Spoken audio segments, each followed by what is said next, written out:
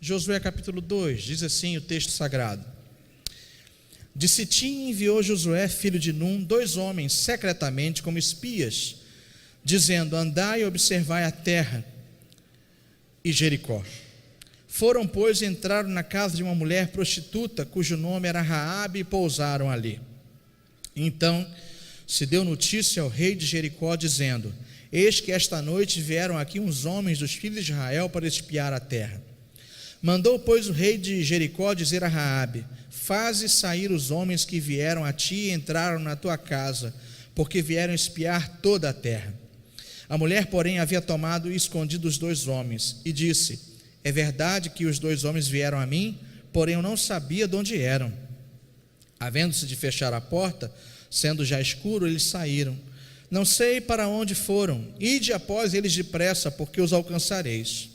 Ela, porém, os fizera subir ao eirado e os esconderam entre as canas do linho que havia disposto em ordem no eirado. Foram-se aqueles homens após os espias pelo caminho que dá aos vales de Jordão. E havendo saído os que iam após ele, fechou-se a porta. Antes que os espias se deitassem, foi ela ter com eles no eirado, e lhes disse: bem sei que o Senhor vos deu esta terra, e que o pavor que infundis caiu sobre nós, e que todos os moradores da terra estão desmaiados. Porque temos ouvido que o Senhor secou as águas do mar vermelho diante de vós, quando saías do Egito, e também o que fizeste aos 2 reis dos amorreus, Seom e Og, que estavam além do Jordão, os quais destruístes.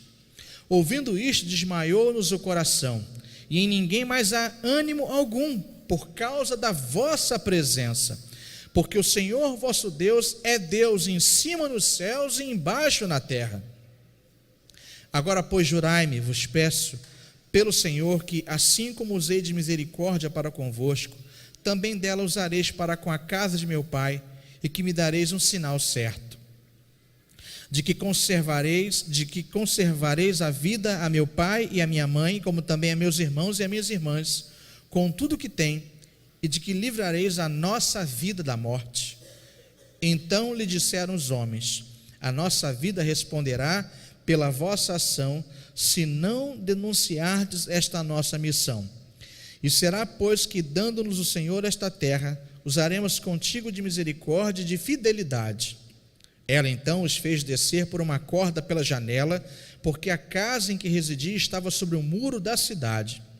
E disse-lhes: ide-vos ao monte, para que porventura vos não encontrem os perseguidores. Escondei-vos lá 3 dias, até que eles voltem, e depois tomareis o vosso caminho.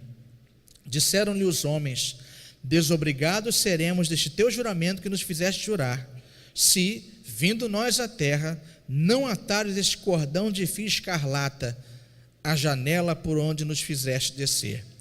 E se não recolheres em casa contigo teu pai, tua mãe, teus irmãos e toda a família de teu pai, qualquer que sair para fora da porta da tua casa, o seu sangue lhes cairá sobre a cabeça, e nós seremos inocentes.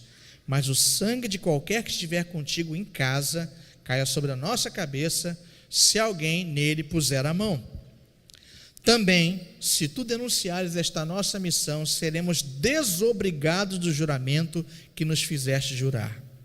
E ela disse: segundo as vossas palavras, assim seja.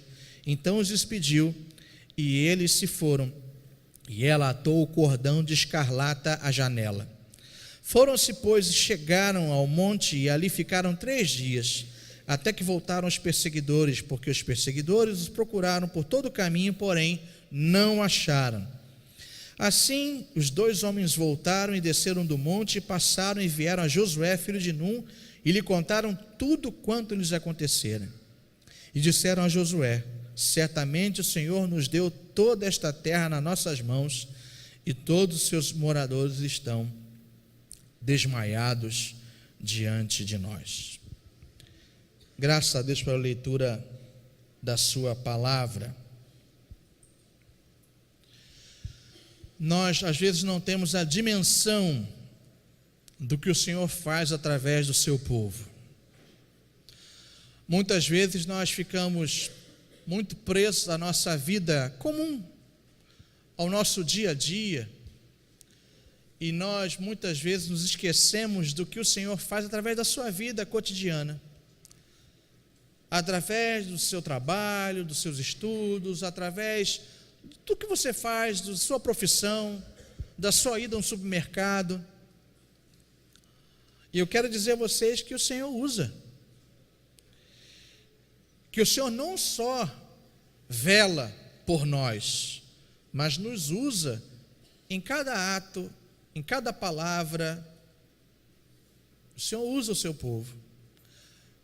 E segundo esse texto, o Senhor usa o seu povo para a sua glória, não para a nossa glória, não para que nós apareçamos, não para que nós sejamos conhecidos e famosos.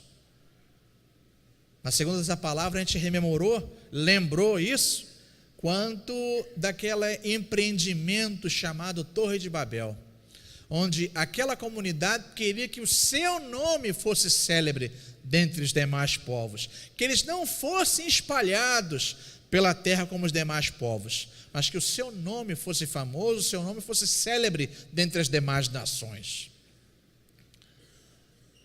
Tudo que fazemos, vivemos e somos é para que o Senhor seja glorificado, para que o seu poder seja sentido e visto, e para que o mundo, de alguma forma, glorifique a Deus que está nos céus.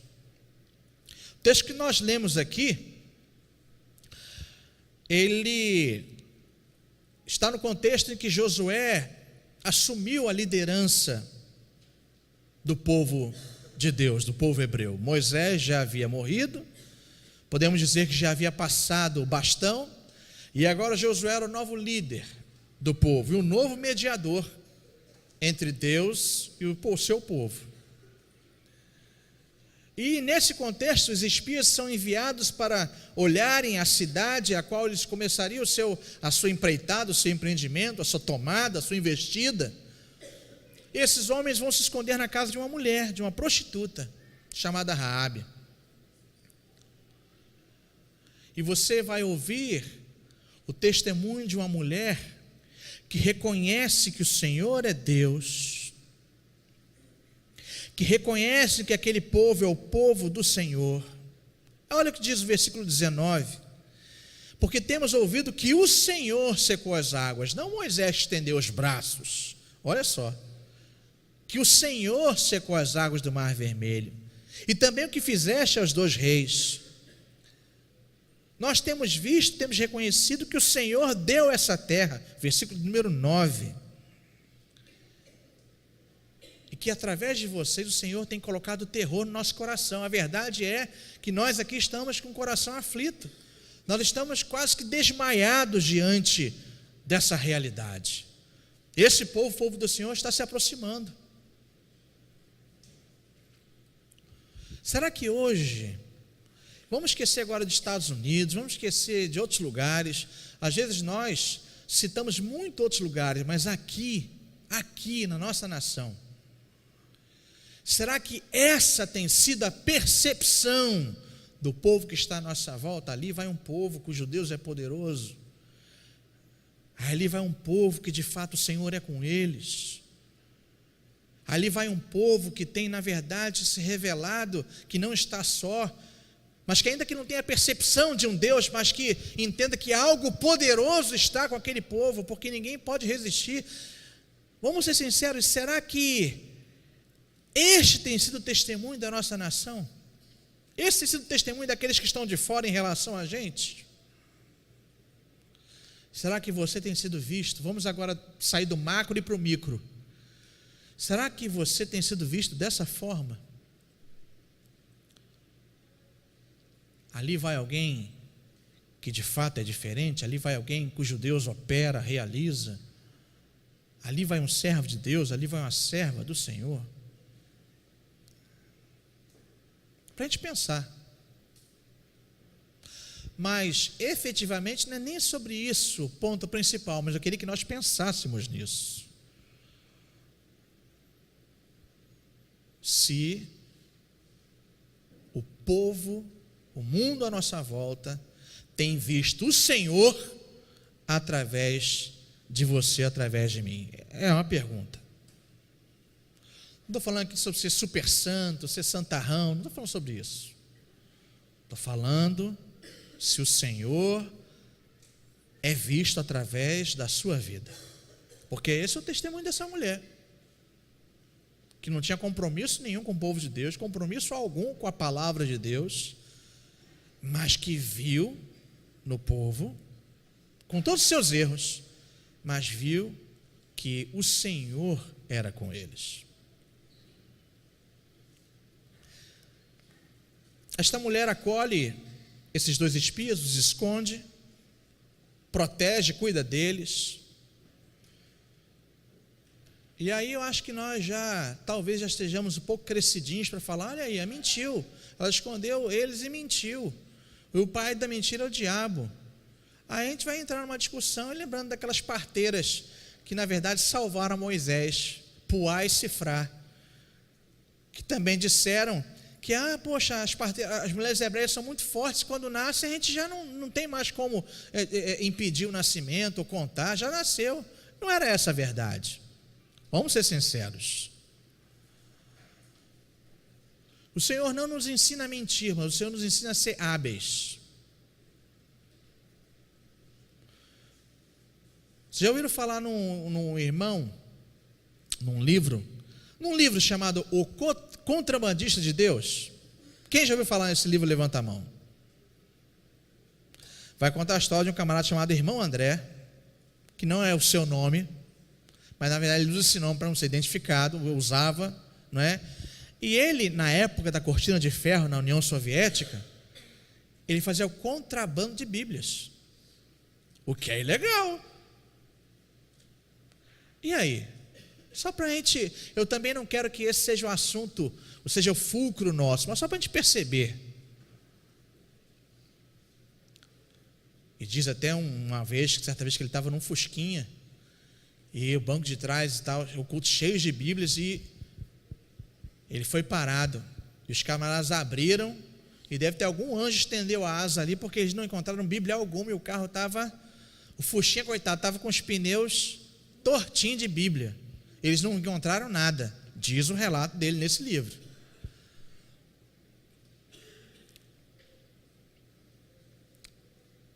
Esta mulher escondeu estes homens, cuidou desses homens, protegeu esses homens, e dizia que fazia por temor ao Senhor, é o que o texto diz. E ele pede que aqueles espias, aquele povo, haja de misericórdia com ela e com a sua casa. Na verdade, ela nem fala nela no início.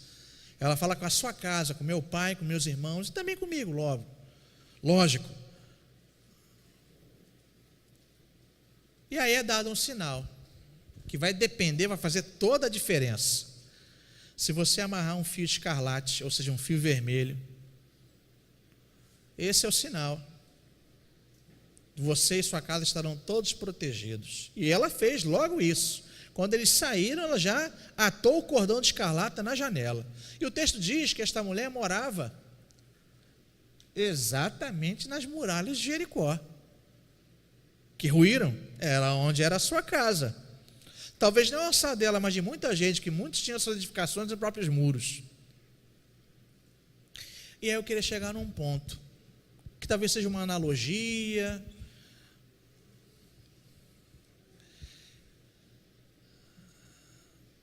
Na sua casa, e agora é lógico que é de uma forma analógica, o fio de cordão escarlata está preso na sua casa, está preso na sua janela. Martinho Lutero disse que existe um fio escarlate de sangue que corre Antigo e Novo Testamento, e que este é o sangue de Cristo. E aí esse é o ponto que eu queria me deter nessa manhã. Esse fio escarlate que corre do Antigo e do Novo Testamento, esse sangue precioso de Jesus Cristo, ele está sobre a sua vida, está sobre a sua mente, está sobre o seu coração, está sobre a sua casa. E quando eu pergunto sobre a sua casa, está sobre os seus. Todos nós nos recordamos, seja na palavra do Senhor, ou por ver filmes ou desenhos animados, seja lá o que for, que Deus vai ir revelando ao povo a necessidade de expiação, a necessidade de derramamento de sangue. E de repente você vai falar para mim: pastor, isso não tem diferença alguma de outros povos, ou da religião de outras nações. Porque essas outras nações, até mesmo pagãs, elas também tinham deuses, que muitas vezes se encontravam irados com o seu povo, e exigia sacrifício, e muitas vezes sacrifício humano, para que sua ira fosse aplacada. A gente já viu isso também em muita literatura, já viu isso também em muito filme. Mas tem uma grande diferença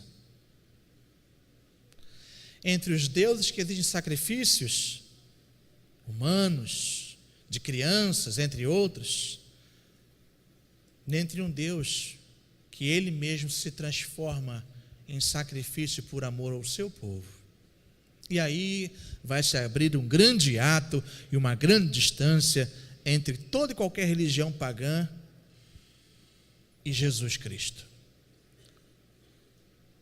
Esse Jesus Cristo e esse sangue que deveria ser derramado desde o primeiro sacrifício realizado lá no Éden, em que o próprio Deus, após o pecado de Adão e Eva, veste de peles de animais a ambos, expulsa daquela realidade, mas cobre a vergonha com peles, ou seja, algum animal foi sacrificado, e mostrando que havia necessidade de cobrir as vergonhas, cobrir as iniquidades, cobrir o pecado.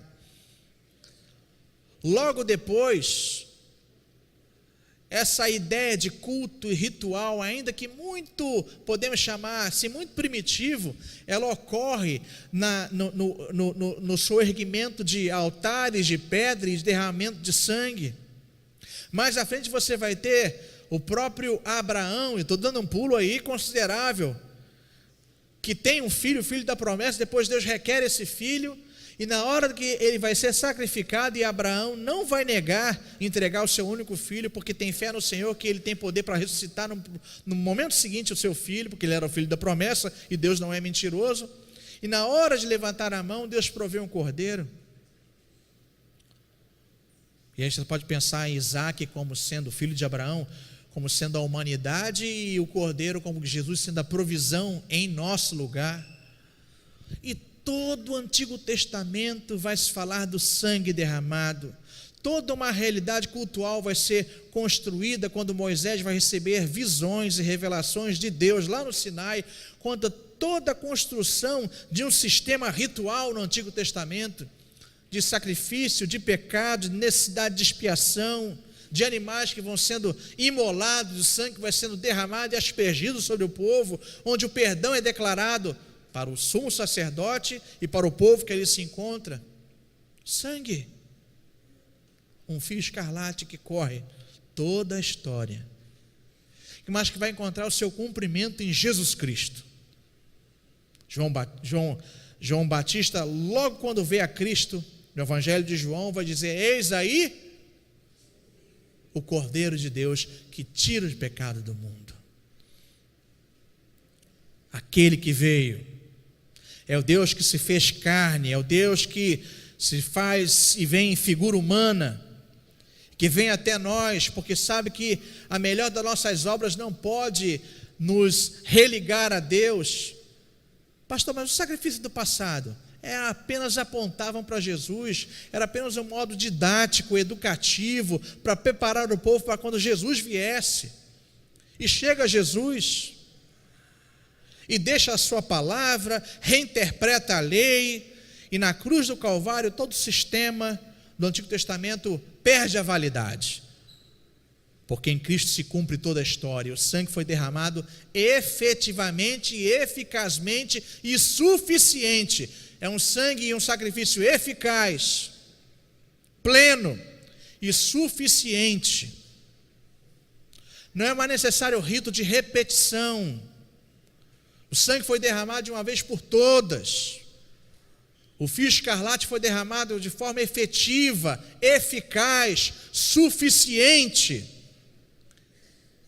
E é bom que entendamos, não necessitamos de correntes, não necessitamos de esforço humano, não necessitamos, entenda, querido, que eu não quero faltar com respeito a ninguém aqui nessa manhã, mas nós não necessitamos de ritos, nós não necessitamos de inúmeras reencarnações para nos purificarmos, nós não precisamos de obras que nos façam atingir o nirvana,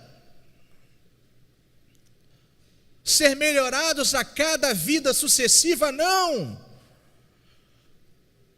porque ainda que eu tivesse 1 milhão de vidas, nenhuma delas seria suficiente, nem a soma de todas elas seria suficiente para me religar ao Pai.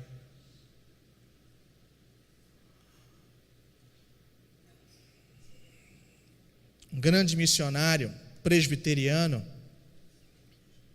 esteve entre os cocombas, numa tribo, nas diversas tribos da África, diversas línguas, e ele teve a oportunidade de evangelizar uma tribo, essa tribo é chamada Cocomba, o nome dele é Ronaldo Lidório, e ele vai se deparar com o feiticeiro da tribo, numa dessas investidas de proclamação do evangelho, de conversa, de discipulado. E esse feiticeiro começa a conversar com ele, esse feiticeiro não fez nenhuma mandinga para que o evangelho não fosse aplicado, ele começou a travar uma discussão, e essa discussão acabou se transformando num discipulado, numa conversa sobre o sangue. Ele começou a falar: olha, eu estou preso, a minha família é uma família de feiticeiros, de gerações e gerações, e nós estamos presos às entidades que servimos. E eu sou feiticeiro, meu pai, meu avô, meu bisavô, e os meus também, aqueles que virão depois de mim, também serão feiticeiros. E não há realidade neste mundo ou em outro que possa romper essa cadeia. E aí ele disse: não há sangue que mude isto. E Ronaldo Lidório, cheio do Espírito Santo, diz: há um sangue, segundo o evangelho que eu apresento, e tenho conversado com você, e que muitos da sua tribo há meses, o sangue de Cristo, o sangue do Filho de Deus, do próprio Deus que se fez carne. E se você, agora, como você está a receber Ele hoje, como Senhor da sua vida, como seu Salvador pessoal, único e suficiente, eu quero dizer a você que essa cadeia maldita que você vive até hoje, ela vai estar quebrada hoje pelo sangue de Cristo. Ele demorou e custou acreditar naquilo, mas ele cedeu. Não, mas as entidades vão começar a perseguir a mim e os meus filhos. Ronaldo Lidório: não vai perseguir. Entrega a sua vida. Missionário presbiteriano, hein? Entrega a sua vida. Descanse nele, desfrute desse sangue, que esse fio escarlate esteja sobre a sua vida agora. E ele se entrega, e resolve descansar, e ele vê que nas semanas seguintes, nos meses seguintes, nada acontece, ele goza de uma liberdade intensa e extrema. E diz o livro da nossa editora Cultura Presbiteriana, que este ex-feiticeiro, ele disse ao Ronaldo: eu sinto que eu estou livre, que eu não devo mais nada a nenhuma entidade, nada. E eu dançava para elas, mas agora eu quero dançar para o Senhor que me libertou. E diz o livro que este homem dançou 3 dias consecutivos sem beber e nem comer, que ele celebrou a sua libertação espiritual, que ele celebrou aquela nova realidade na sua vida, que ele celebrou o sangue que o libertava de qualquer outra realidade maldita, perniciosa, escravizante. 3 dias de louvor ao Senhor, sem comer e nem beber. Eu não sei, o livro já tem um tempinho. Quando eu li essa história, eu estava saindo do seminário. Mas o livro termina dizendo que esse homem se tornou presbítero, de feiticeiro a presbítero, numa igreja fundada entre os cocombas. Louvado seja o nome do nosso Senhor. Será que esse sangue, e será que esse sacrifício que nós falamos, será que ele se tornou somente algo muito intelectual, somente algo muito histórico, e deixou de ser uma realidade de fato espiritual?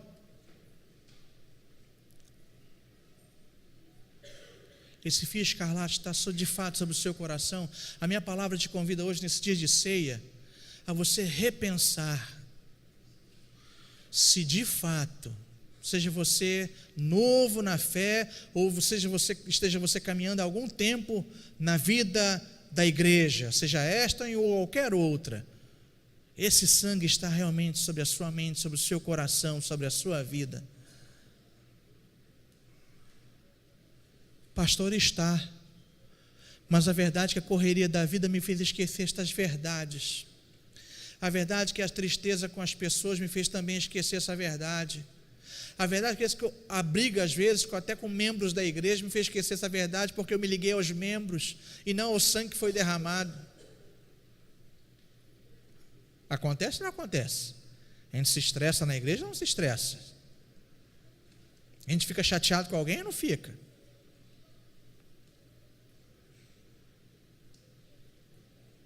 Essas coisas a gente tem que se acertar nesse mesmo sangue, pedir perdão e continuar a caminhada. Mas o sangue de Cristo, você deve trazer à memória.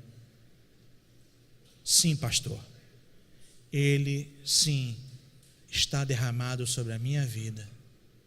E quando o Senhor me contempla, ele não me vê mais como um poço de sujidade, ainda que eu continue pecando, porque eu ainda peco. Eu não queria, porque o bem que eu sei que eu tenho que fazer, eu não faço. E o mal que eu sei que eu tenho que andar longe, de vez em quando eu trago para perto de mim. Infelizmente, Deus, miserável homem que eu sou, quem vai me livrar dessa triste e dura realidade? É a palavra do apóstolo Paulo. Mas em seguida ele se lembra desse sangue. Ele se lembra desse sacrifício que é eficaz, que é irrevogável, que é suficiente. Ele diz que não há condenação para aqueles que estão em Cristo Jesus. Depois de toda essa agonia que ele traz à memória, não há condenação para aqueles que estão em Cristo Jesus. Agora lembre-se, isso não é salvo-conduto para você viver uma vida leviana, não. Mas é para você ter a certeza que o seu pecado não é páreo para o plano que Deus tem na sua vida. Porque o seu pecado foi impeditivo para Deus agir, é melhor que nós procuremos outro Deus. Porque o Deus da nossa salvação, Ele vem, e Ele perdoa, Ele continua a agir em nossas vidas de diversas formas, para nos colocar mais perto dEle, e para ir tirando as sujidades. De vez em quando Ele deixa vir uma provação, que é como o fogo no ouro. O ouro, para ficar mais puro, passa pelo crisol da provação, passa pelo calor intenso, a sujeira vai, depois de um calor intenso, mas aí o ouro fica mais puro. E muitas vezes Deus age assim conosco, porque Ele nos ama. Deus muitas vezes nos permite, porque nós fomos comprados pelo preço de sangue, Ele permite que nós passemos por dificuldades, mas que dificuldades que vão nos depurar, vão nos purificar e nos colocar mais próximos dEle. Esse sangue está sobre a sua vida. Você está debaixo desse sangue que faz toda a diferença.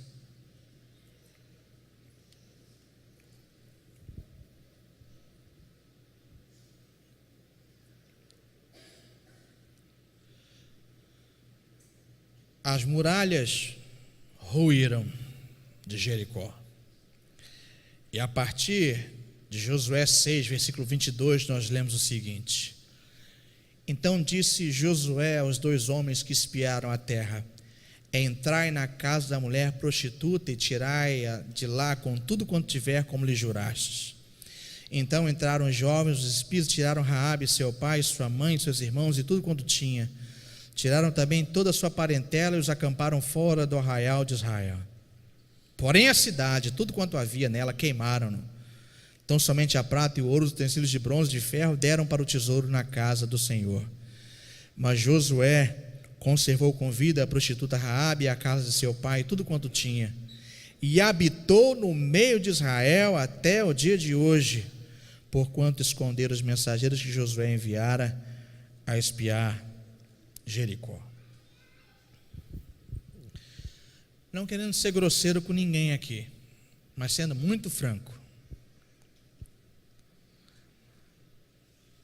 Diversos profetas do Senhor no Antigo Testamento usaram a figura de mulher prostituta, de mulher traidora, como exemplo do povo de Israel em relação a Deus. Eu acho que o caso mais gritante, me corrija, reverendo Homer, acho que o caso mais gritante, o caso mais visceral, mais entranhável é Oséias. Eu acho que é o caso. Pior, que Oséias vai se transformar não só numa vergonha viva, mas numa profecia viva. Vai, diz Deus, toma uma prostituta, mulher de amores, casa com ela e tem filhos com ela. E aí vão te perguntar, que história é essa? E aí você vai dizer, é assim em relação ao seu povo. É assim que o povo trata a Deus. A noiva é a prostituta que, embora tendo sido comprada por Deus, remida, redimida por Deus, ainda trai a Deus com outros deuses, com outras práticas. É isto mesmo. Meus amados, que em nome de Jesus, todos nós estejamos nesse processo de trocar de roupa. Que o sangue de Cristo esteja sobre nós e que a cada dia as nossas vestes, eu não preciso dizer vestes de quê e de quem, a cada dia seja lavada, tirada no sangue de Jesus. Sabe por quê? O pastor está sendo muito duro comigo.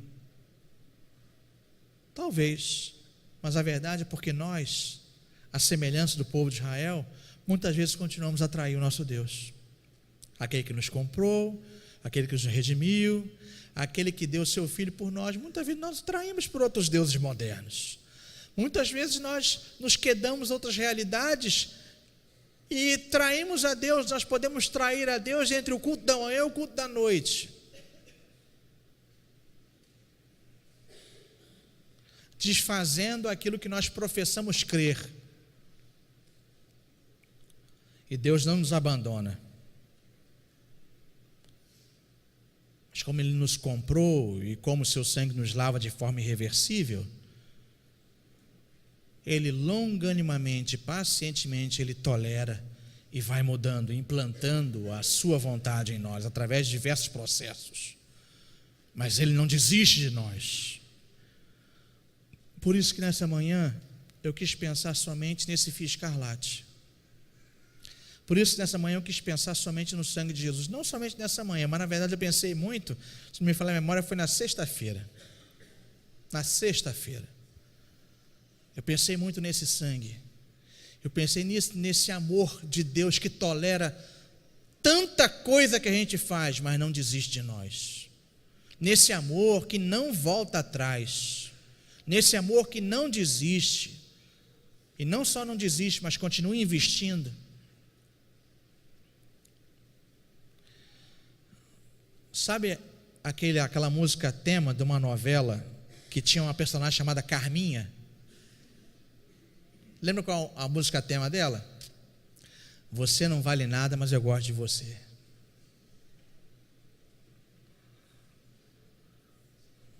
Quase que eu cantei aqui, mas não vou cantar não. Israel, povo de Deus, tu és apenas verme. Tu és um vermezinho de Jacó. Mas eu decidi te amar.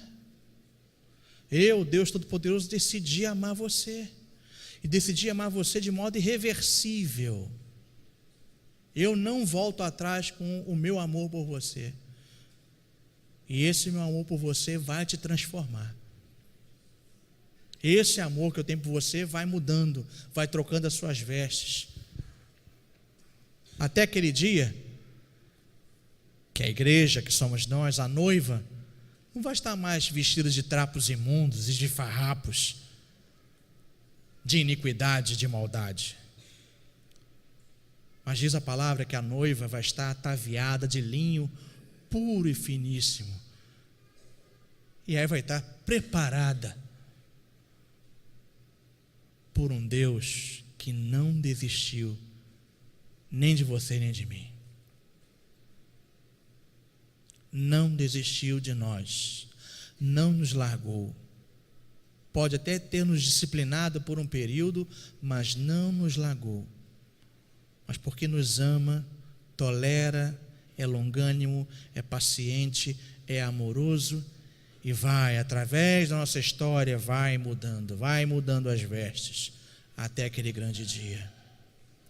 Até o grande dia em que nós celebraremos as bodas do Cordeiro. E aí o pecado não será mais uma realidade. E as portas da cidade, dessa nova cidade santa, a qual a noiva habitará com o noivo, as portas permanecem como o quê? Ou como? Abertas. Não há necessidade de segurança, porque nenhum pecado entrará, nenhuma morte adentrará, a antiga serpente, Satanás, não entrará, pelo contrário, já foi destruído, definitivamente destruído pelos séculos dos séculos, derrotado. E nós celebraremos essa boda, ou as bodas, por toda a eternidade. Mas para isso eu te faço uma pergunta: esse fio escarlate está sobre a sua vida? Está sobre a sua casa? Você tem para com a sua casa, a sua família, falado desse sangue, principalmente com a sua vida, nem tanto com palavras, mas com a sua vida, tem proclamado esse sangue